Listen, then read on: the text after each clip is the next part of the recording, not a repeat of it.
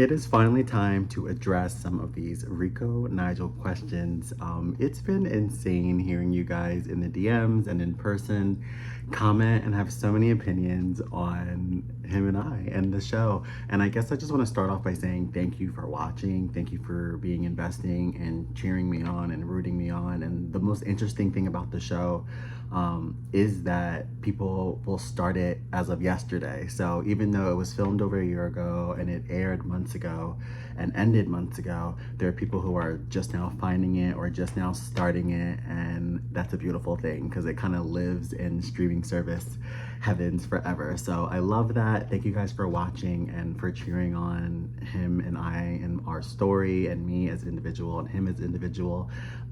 We're both really grateful for the experience and everything that has come with it. And I've noticed as time has gone on, I've gotten a lot of kind of like the same questions over and over again. So I figured I'd come on and just kind of give you guys an overview of an answer for a lot of those same questions, just so we can all stay on the same page.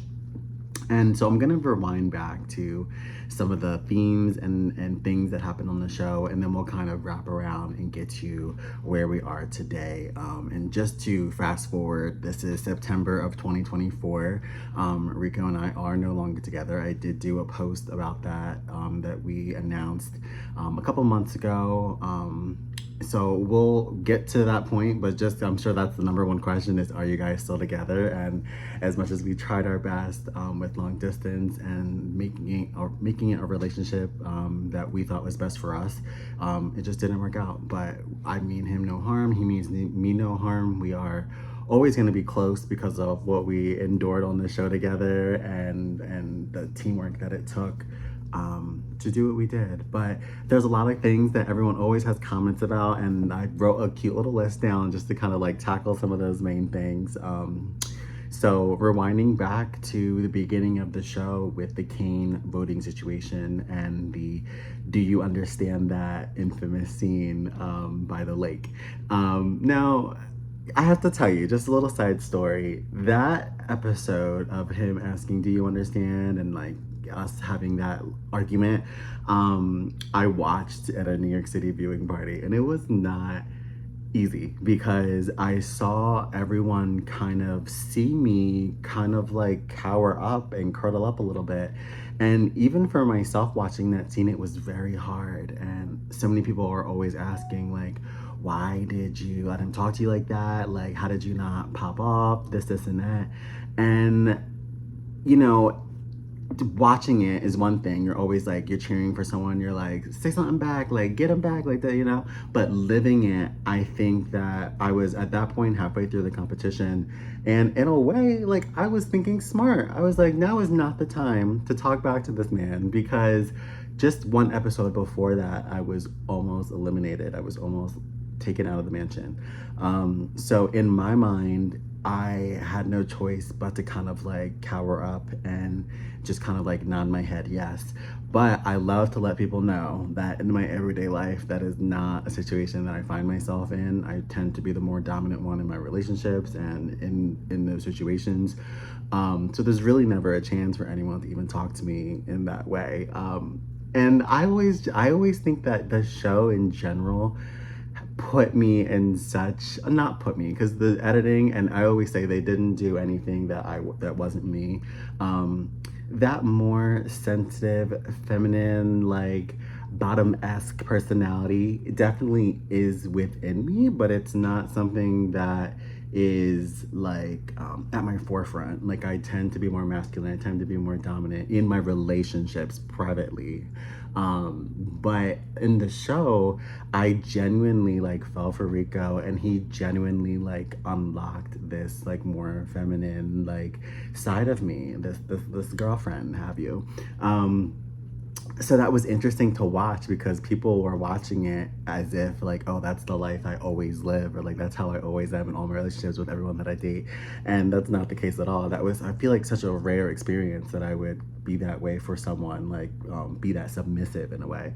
It doesn't happen. It never has happened outside of when it happened on TV, which is the craziest thing because it just I was another version of myself. 5 months after losing my mom, it was like this raw, sad, authentic, vulnerable person of me. Like it was almost as if like filming a show and doing anything that reveals that much of yourself, it takes so much like guts, it takes so much balls, but the vulnerability and the person that grieving my mom made me so like it's like this force field. Like doing the show, revealing that much about myself and falling for someone on TV would have been 10,000 times harder if I didn't lose my mom, because it was something that just prepared me for, like, it was nothing. Like it was like I felt the show, but I didn't, because the grief was so strong and so overwhelming that it was almost impossible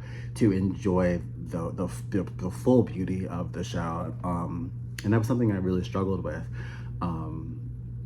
But I fought my way through it, and I tried to give my best authentic self, and that's something I always said I was going to do if and when I got on a reality show. So that's what I did. I just never would have thought that my authentic true self would have been going through so much and cowered up like that and fell for someone like that. But then I look back and I see the raw, vulnerable state that I was in before I went there, and it's like, okay, that's how that happened. Like now I see, like, I'm watching it back and I'm like, oh baby, like it's I feel bad for myself, but I also know the journey that myself has gone through, and I'm proud.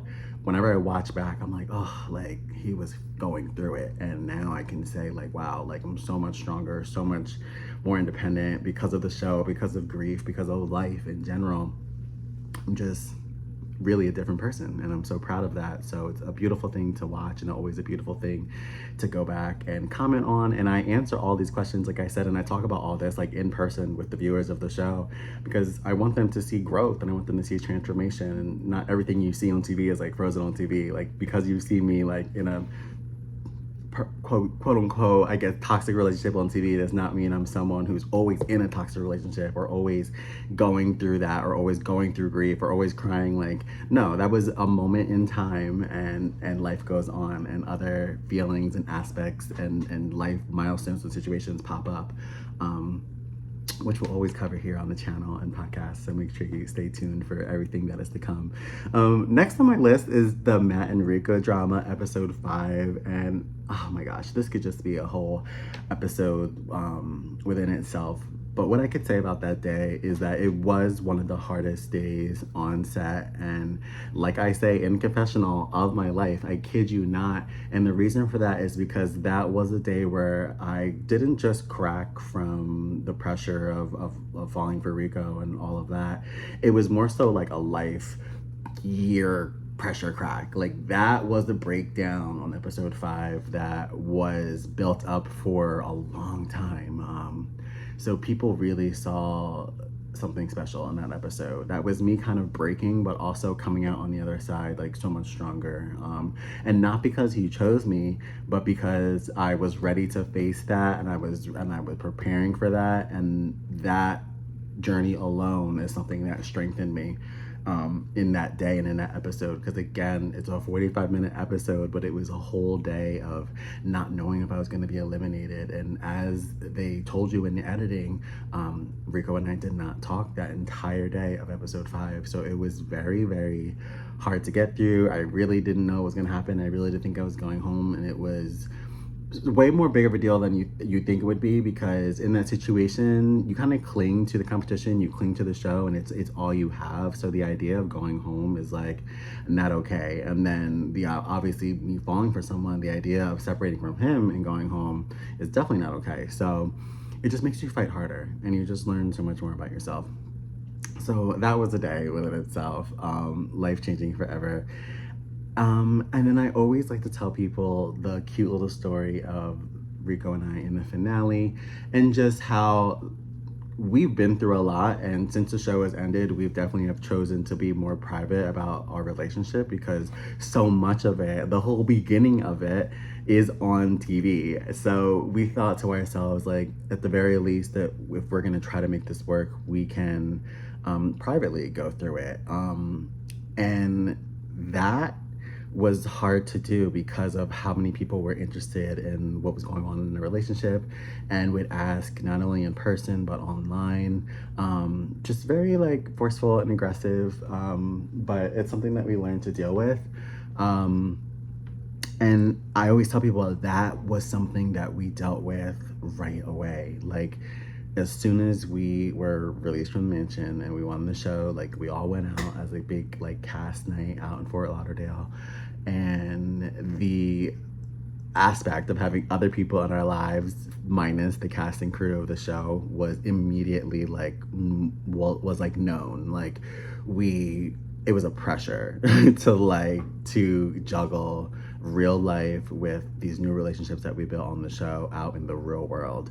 And then it wasn't like, okay, go out for one night and then go back to the mansion the next day. It's like, no, like once we were released, we were released. Now we have to mediate and grow this relationship in the real world after it was created on a television show, which was 100% real, 100% real, 100% real, but in just TV land. And it's just different because there's no one else, like no one can pop in between you and your guy on TV. If you meet a guy on TV and you're on a TV show, you don't have to worry about the outskirts of the world popping in on you and trying to swoop in and take your man. Like, you just have to worry about the other 7 or 8 castmates, you know? You can deal with that, that's easy. But the real world is a whole nother situation, and dealing with the real world as a couple on TV is also a whole nother situation. I can go into it forever, but the main storyline and the main situation being that it started that night. We immediately found it difficult to be out in the real world around other people. We were constantly being pulled in different directions. And when things like that happen, you have to like think about like the universe trying to tell you something. Like, you know what I mean? Like, if we were meant to be together, then maybe we wouldn't be pulled apart by so many different situations. So sometimes you have to kind of look at the energy between you and other people and see like what's the universe trying to tell you. Like, is it meant to be? Are you supposed to be? Like, is it every time you plan to be together it works out perfectly, or does something always come up? Is there something trying to keep you from or shield you from growing, continuing certain relationships? Like, you have to really listen to the universe and the world around you. But it all started that finale night, and then after that night we were like, okay, like we need some privacy to deal with this, because a lot happened that night. But for the first time, like, we didn't have to report it to camera. We didn't have confessionals the night of the wrap party. So it was like, okay, like finally, like we can process, for the first time in 2 weeks, we can process this relationship privately without putting it on camera, and we could just, you know, make between us. And even that was overwhelming. It was like almost like an immediate like break for a second, because it was like, okay, like we just got off and the show was such a rush, like we just need a second to breathe, and then we can resume privately and get this figured out. And I think that's exactly what we did. And for what it's worth, and I always say this, and I'll say this to the end of time, meeting Rico and competing on the show with him was so beautiful, and it was such a joy, and I don't regret any parts of it. And he was the perfect partner to have in this world. And what we realized more than anything, and we said this in our announcement when we announced our breaking up a couple months ago, we just want a partner who's by our side. We want someone, I want like a best friend partner that I do everything with and share moments with and start a family with. Like, I want like an everyday somebody, and I know that he does too. So knowing that we couldn't be that for each other where we were in the world, it just becomes hurtful. You're like, okay, I really like this person, I really want this person to be my other half, but they're all the way across the country, and it's too hard.